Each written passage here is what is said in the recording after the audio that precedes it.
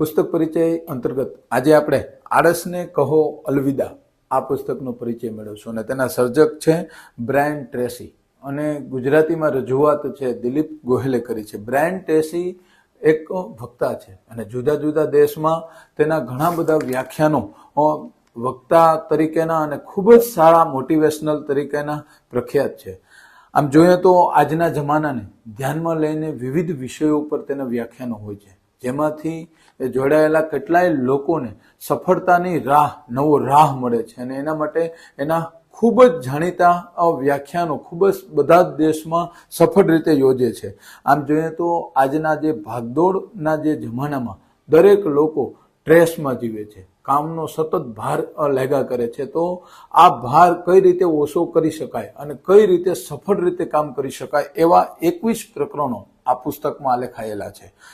દુનિયાના સફળ વ્યક્તિઓ કઈ રીતે કામ કરે છે, તેને કામ અથવા તેની સફળતા પાછળના રહસ્યો શું છે અને કઈ રીતે એનું કામ અને ટાઈમનું મેનેજમેન્ટ છે.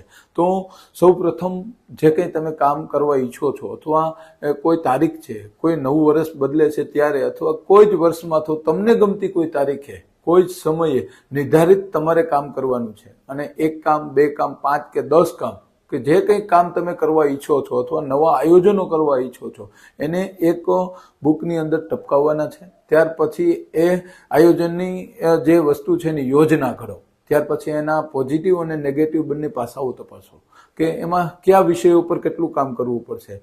આ રીતની એક પછી એક ક્રમશઃ કઈ રીતના જે વ્યવસાય છે કે કોઈ પણ મુદ્દાઓ પર સફળ થવું છે એની ખૂબ જ સરસ ટિપ્સ આ પુસ્તકમાં સરસ રીતે આલેખાયેલી છે અને આ પુસ્તક આંતરરાષ્ટ્રીય બેસ્ટ સેલર પુસ્તક છે. એટલે મને લાગે છે કે દરેક વયના લોકો આ પુસ્તક વાંચશે તો જરૂરથી પોઝિટિવ એક ઓરા છે એનામાં ચોક્કસ રીતે ખીલશે. આભાર.